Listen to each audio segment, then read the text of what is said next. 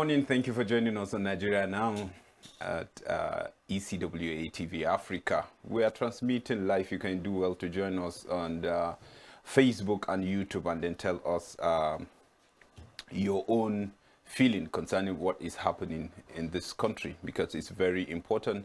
Every Nigerian is a stakeholder in whatever is happening in this country. Thank you for joining us today. Today we are here with a fresh discussion about what is happening in this country. Like you know, Nigeria Now, we look at things that are happening, things that are boiling, things that are bothering the common Nigerian. You know, this is a place where we discuss it a little bit deeper, you know, than just the way papers are taking it. And then I'm not doing this alone. I have my beautiful sister, Lois Tereki. Good morning. Good morning. How are you doing? I'm okay. Yeah, Psalms 127 verse 1, you know, comes to my mind today with the happening in the country. Yes. And then you tell yourself, okay, like until the Lord guards the city, the God man is just there in vain.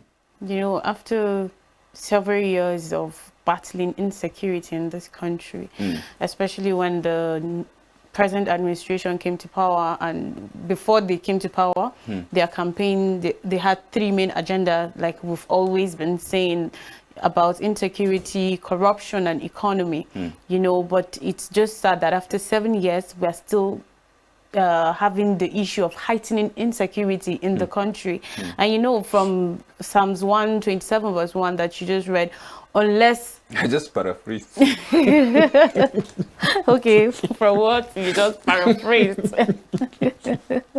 Or maybe you can do it. Okay, let me just read it. Yes. Says, unless the Lord builds the house, its builders labor in vain. And unless the Lord watches over the city, the watchmen stand guard in vain. Like, that is just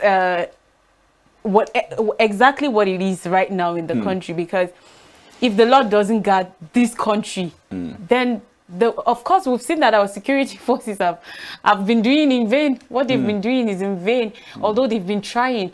But we've seen how they have been attacked by all these bandits, and they've lost their series, a good number of them that you can't even imagine.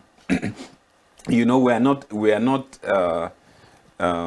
disputing the fact that they are not working, but Yes. I think now we are just helpless, and then we are being forced to look at what is really wrong. You know, is it the physical aspect of it or the spiritual aspect of it? And I think that's the angle which today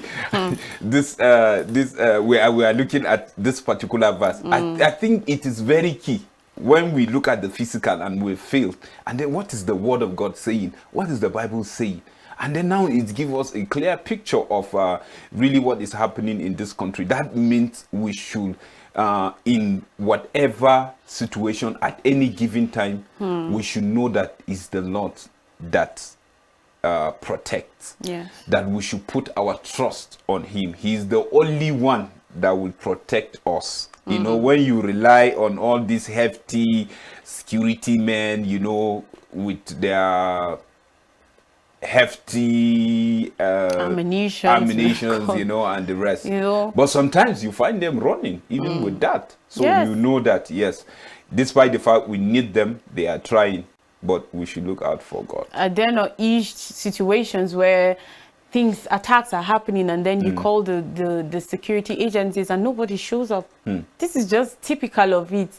So even they are also humans just as we are. If God doesn't guard them too, I don't think they can help themselves. That's another thing. So That's the whole thing is us to trust in God at this turbulent period that we are going through in this country. And looking at that, just imagine just yesterday the convoy of the first class citizen of this country was attacked.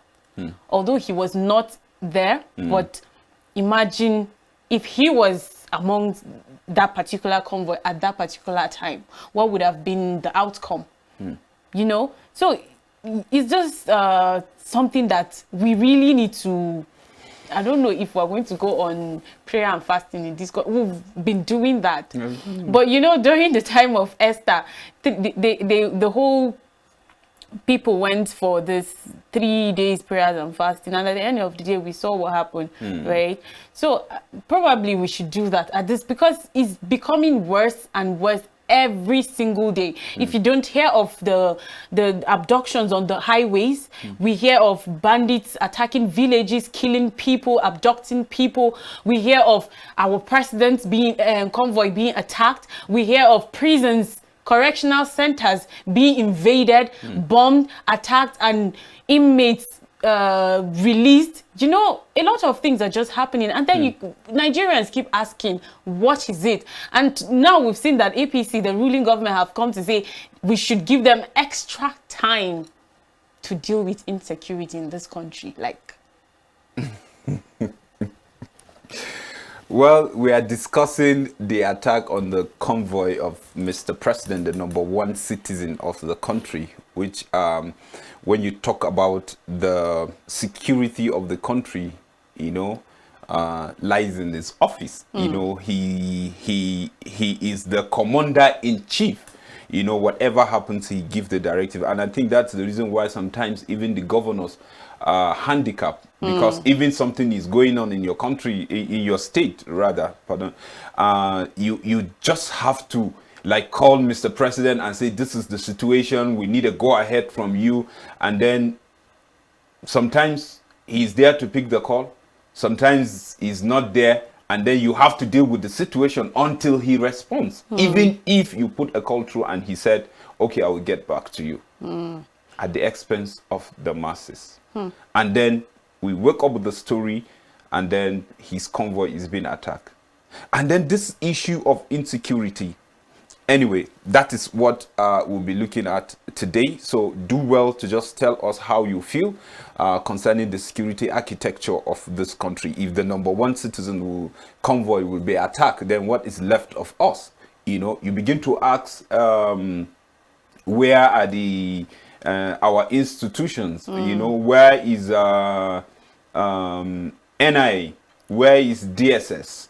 Where is military intelligence? All those structures, where are they? What is really happening? We keep asking, even, you know, in this program, where are these people?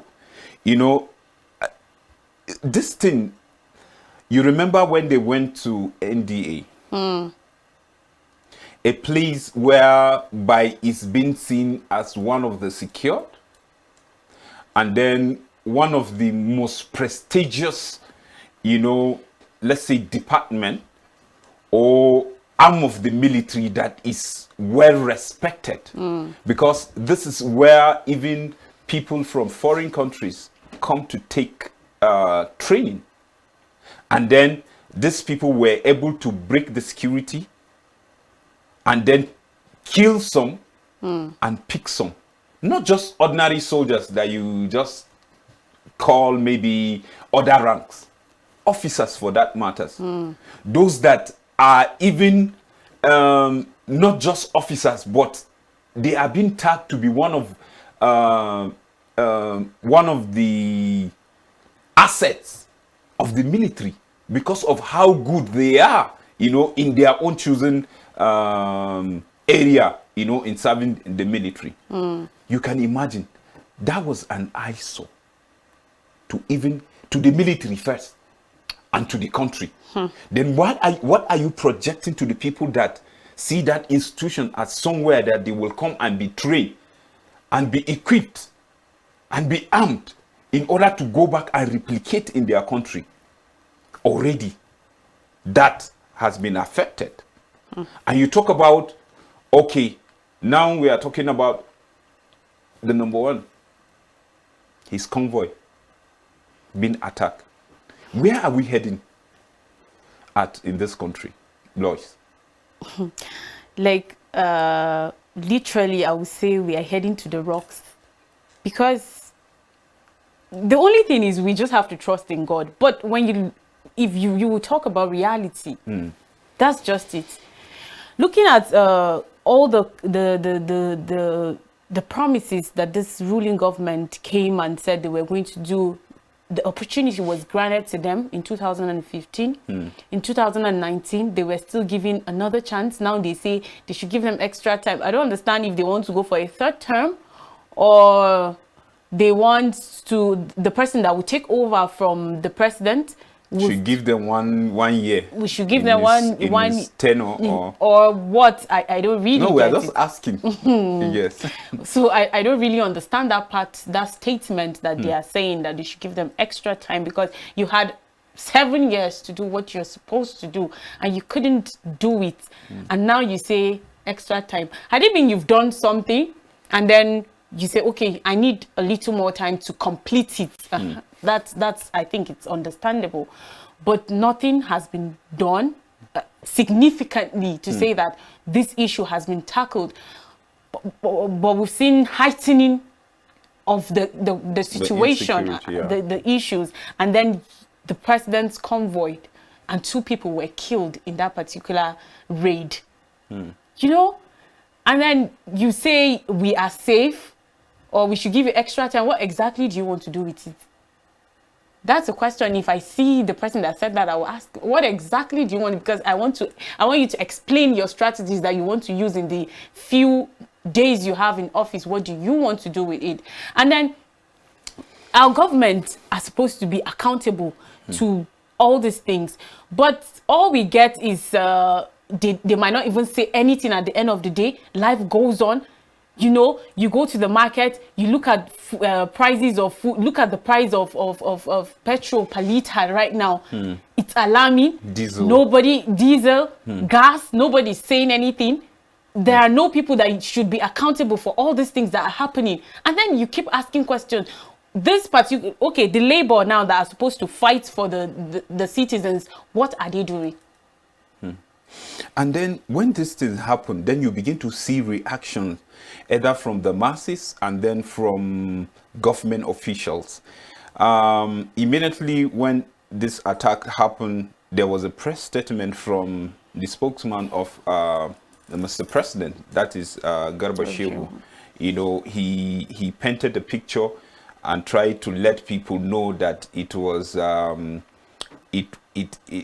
it wasn't something of big magnitude, like it's just something that just happened. Maybe they had some issues and they gallant men, you know, repelled and then dealt with the attackers, and then later we're having a report again, and it was even said that they had minor injuries, and out of minor injuries we have 2 people that are killed, and you call that minor? Really?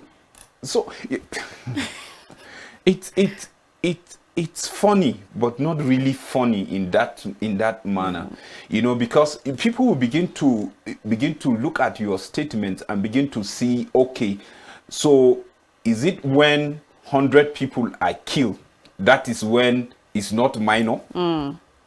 Because situations like this, you know, we expect the government to come and be forward and tell the citizens what really is happening, so that even that will even give the citizen the opportunity to know how to guard themselves, to know how to be alert, you know, to know what to do exactly, you know, to protect themselves. I'm not saying carrying arms, but at least you're giving someone idea that this place is not safe. So there's a way, if a particular place is not safe, there's a way. Once you are in that particular place, there's a way all your senses are sensitive, are alert on anything. You look around, you check movement, you watch people that comes in and out and stuff like that. But you just say 2 people are killed, and not just 2 people. One person that is heading a command, you know, was killed in the attack, you know. And then you are saying it's just a minor. So how do you think that statement will come to the immediate family of those people? Perhaps they are the breadwinners of the family, and then you tag their dead or what happened as a minor. Come on. It's just sad. It's just sad. I just want to take this, compared with other armies in countries with similar terrorism and insurgency issues like Pakistan and Egypt, our military personnel pales in number and defense spending as a percentage of GDP. Nigeria's military personnel is about 119,000, while that of Pakistan is approximately 1.495 million. Whilst our defense spending to GDP is 0.63%, that of Egypt is 1.2%. The presidential candidate strategy must explain to the electorate how they would deal with these anomalies. Like, I think maybe compared to all these countries that I just mentioned, see the margin. We have 190,000, while these other people have 1 point something million of their defense. I think our personnel are under the capacity is not much. I think it should be added because imagine the millions of people in this country and you have just how many people doing the security, that's including all of, okay, just the military, just the military. I feel it's not enough. I feel it's not enough. Maybe people should be added to the military force, and then let's see, they should have the proper. I know that maybe that's what informed the APC presidential candidate, because they asked him how is he going to do to tackle the insecurity in the country. He said more military personnel should be recruited. But then adding more recruiting, there's more to that. Recruiting them is not just the basis. I think, okay, it should be the foundation, the basis, of course. Then what are they going to use to tackle these things? Because from reports, we've seen that these bandits and these terrorists have better ammunitions compared to our military. Sometimes last year, Tucano aircraft were brought to the country to fight insecurity and all. I've not really heard of that thing being used. Issues came up that they should bomb some of this forest and all of that. I remember the governor of Kaduna State, El-Rufai, said they should do carpet bombing. I didn't hear any of that happening because they were thinking of people that were in captive with where these bandits are. What happens to them if this carpet bombing takes place? They will all die and all of that. I remember when Governor Wike came and said, if he's the one, he doesn't care, they should go and do the needful. You know, all of this happening. You know, dealing with these weapons, there are international laws, you know, that guide using all of this heavy military equipment. So I believe some of these things are really restricting. But you see, the problem here is, you know, when you see people, you know, rising against the common citizen of a nation, a sovereign nation, people rising, you know, and then inflicting pain, killing people like chicken, you know, people which by the constitution of that country, you know, they have a right to live. You know, a primary responsibility of a government is to defend that citizen, his life and his property. They are to protect. That's number one. And then when you see that your people are being killed, they are being inflicted with pain, people cannot go to farm, and then yet they are not even declared as enemy of the state. That's where the problem is. Even when they are being declared, what is being done to them? Because we've seen the massive attack on these correctional centers now, because some of them have been detained. And they will go to open the place and then let their people come out. These people are not even supposed to be kept in that place. Okay. The right course of the law should take place. If they are supposed to be killed, they should be, because they've taken lives. And the Constitution says if you take someone's life, your life should also, you don't even have the right to be alive. Then these things should be done instead of taking them and keeping them in these correctional centers for what? to integrate them back to the society? That's because that's what has been happening. Yes, that's what we have been seeing. That's what we have been seeing, and it's quite unfortunate. It's quite unfortunate because if you look at it, you know, there are some people that are even talking, even Femi Kayode. You know, spoke on the issue of insecurity in this country. And you remember when he was decamping from the People's Democratic Party to the ruling party, you know, he said he's coming so that he will help the president, you know, to achieve his goal. And then now he's talking that Nigeria now has become a ground for murder. You know, where people kill people and just get away with it. So I'm beginning to wonder people like that talking, even though they said when he decamped, there's a reason why he decamped. People tag him because they said he's not man of his word. And then people are beginning to now he's beginning to talk that this present regime are not really doing good when it comes to the issue of insecurity. So that particular statement is even funny to me. Are you not part of them? So what are you trying to say? You're part of them. You decamp from the opposition party to the ruling party so that you can help. So what are you saying? Now he's lamenting. What like is the whole lamenting situation is out of hand. And I believe that's the reason why they are asking for extra time. Extra time, like you said earlier. Extra time to do what? To do what? That's the question. Is this a football match that they need extra time to score a goal or something? I think every good coach, when it comes to football, you know, you have first half, which is 2015 to 2019, you know, and then you're like, okay, I didn't do well first half.